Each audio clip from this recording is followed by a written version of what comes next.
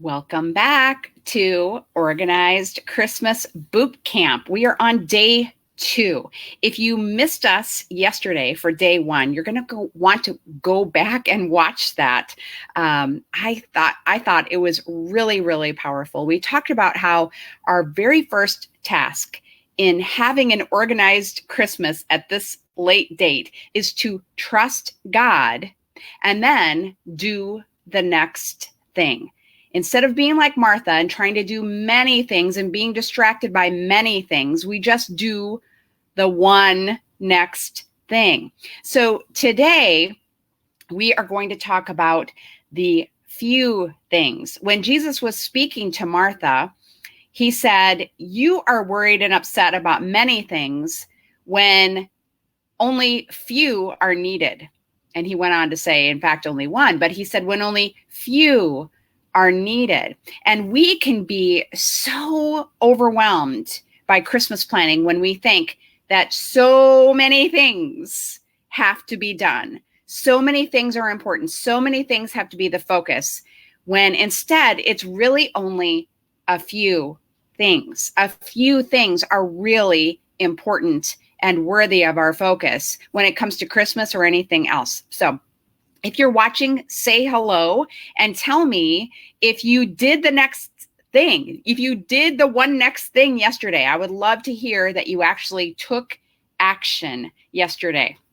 That would be wonderful for me to hear. Okay, so what are the few things that deserve our focus? So we want to think about, if we could only have 3 activities involved in Christmas, in our Christmas. If we had just 3 wishes for a meaningful, peaceful, God-honoring Christmas, what would they be? I'm not asking you to choose 3 people you'd want to spend time with, but just what are 3 activities that would mean the most to you? Like, you don't want to miss these 3 things. And I am going to let you combine some activities. So in other words, visiting your family on Christmas Day. Maybe you go to 2 families. I'm not going to make you choose.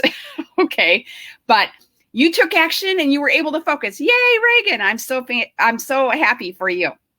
Okay. So what are the 3 things that mean the most to you at Christmas time that are deserving of your focus?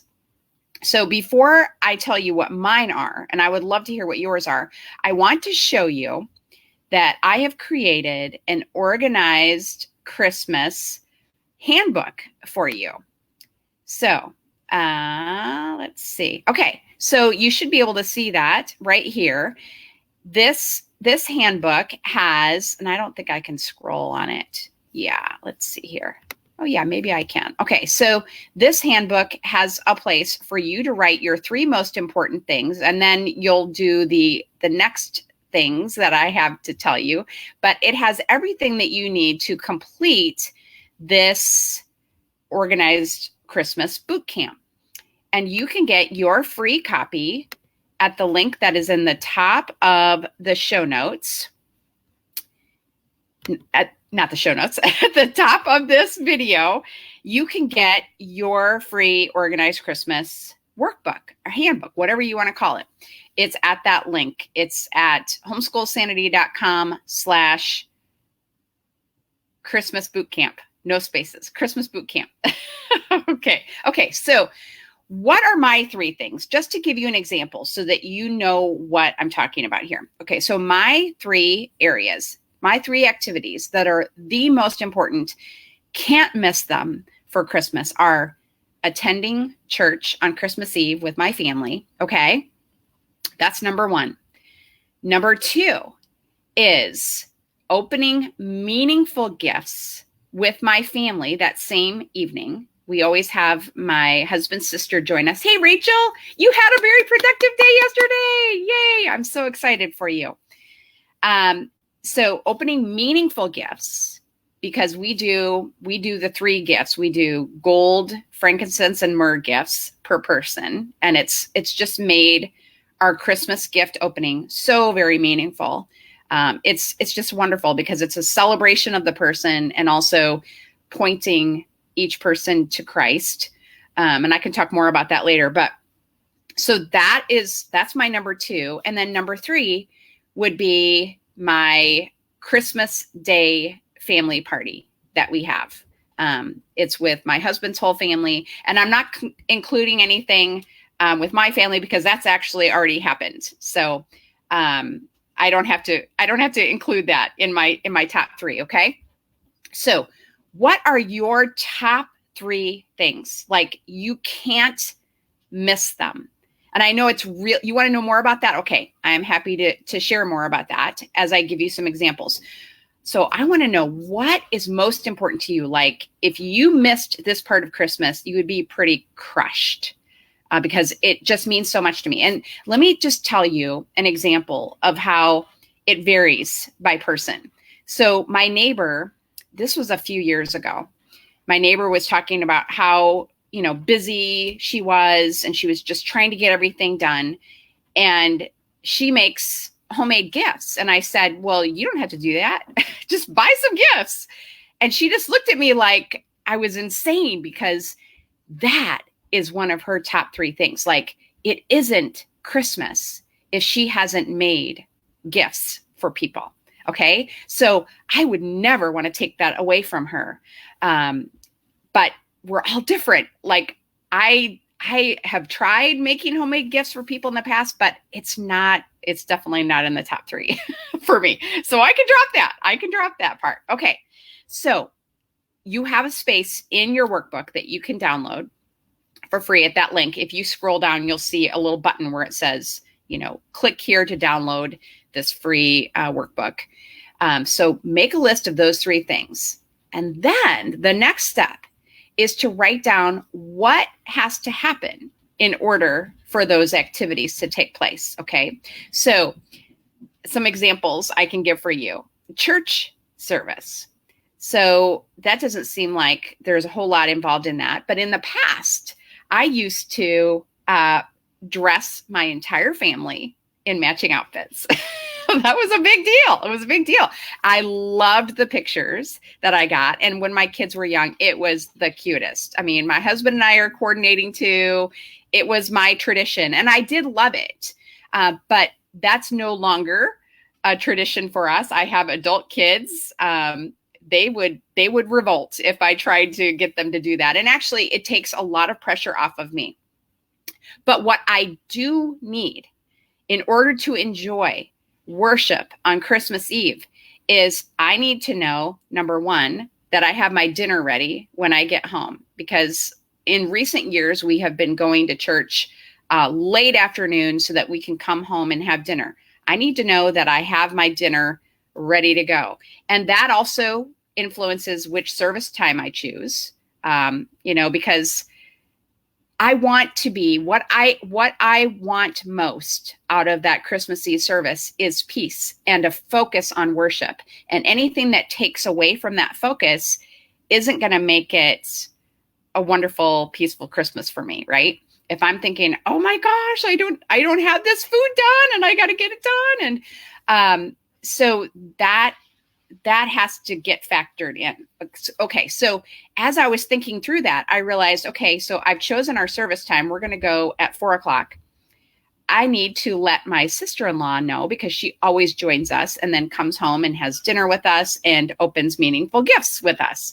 So do you see how thinking about what is most important to me, it automatically creates some to-dos, and those to-dos are of utmost importance. You're going to put those to-dos on your to-do list that I've given you. And then you're going to highlight those. But I think that might come tomorrow. But those are going to be the most important to-dos that you have because they're connected to the most valuable activities. You understand what I'm saying? The most meaningful activities for you. Okay, so let's go to the gifts. So I have adult kids. And, when I ask them what they want, they're kind of money.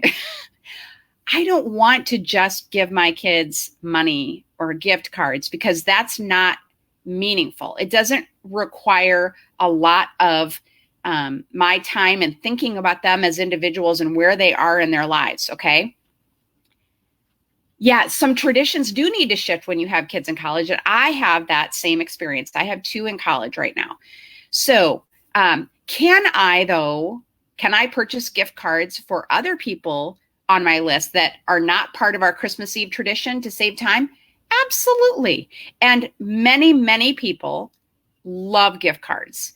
I think you just have to be careful about the personality, because some personalities in particular do not like gift cards because it feels very like it's not very thoughtful. Okay.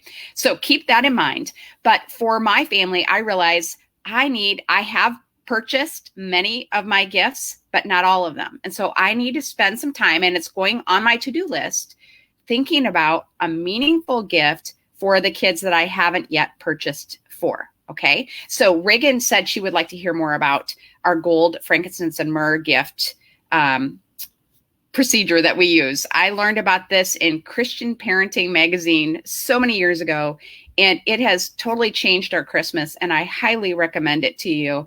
It reduced the number of gifts that I had to buy for my immediate family significantly. And so here's what it means. It's taken from the gifts given to the Christ child.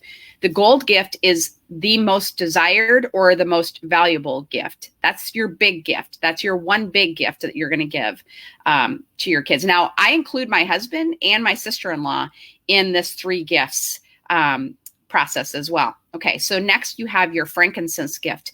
This is a gift that is related to your child's relationship with God. So over the years, I gave them anything Bible themed. I've given them Christian t-shirts, and I gave them Bible games and action figures. I mean, you name it.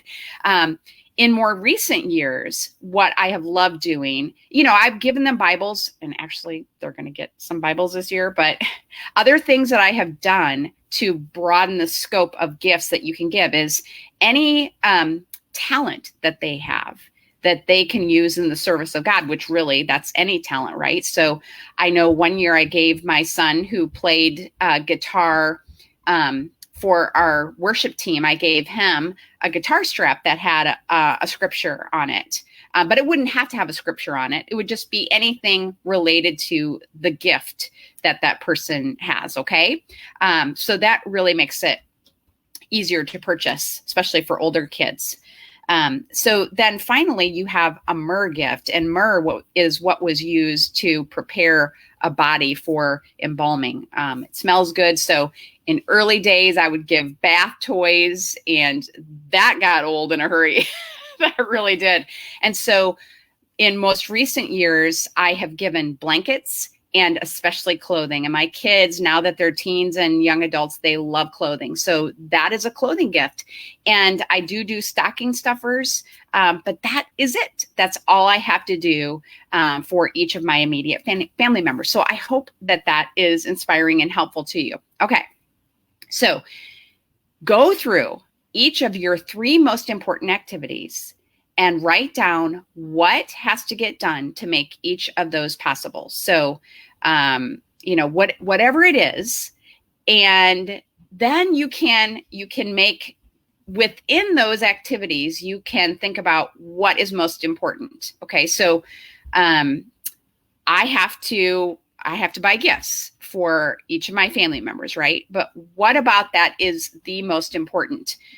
For me, it's not fancy wrapping. We don't do fancy wrapping at my house. You wouldn't be that impressed by my wrapping job, because that is not the most important thing to me. And that is a place that I can save myself time and get things done. I'm glad that you love that, Reagan. So, okay, I want you to make your list of your 3 most important activities, and then what has to be done to make those happen. And then when you're done with that, you can put those on the form that I gave you, write those down, and you can put them on your to-do list as well. But then I want you to get started on one of those activities. I need to get started on searching for gifts for the people I still haven't bought for. So that's going to be my task for today. What is your task going to be? Let me know in the comments, especially if you're watching the replay. And I want to tell you again about Organized Homeschool Live that is coming this January. We are going to get your home and your family organized in just one day. No more books sitting on a shelf gathering dust. Instead, you're going to take action with your kids in a way that's going to get them excited about getting and staying organized. I really believe it's going to be life-changing. And for a very limited time, it ends on Thursday, it's just $37. And that includes the Organized Homeschool Life and the Organized Homeschool Life Planner. You just can't lose with grabbing your ticket now. All right, I will talk with you tomorrow at 10 when we take on day 3. Now we're really going to get rocking in here. Okay, see you then.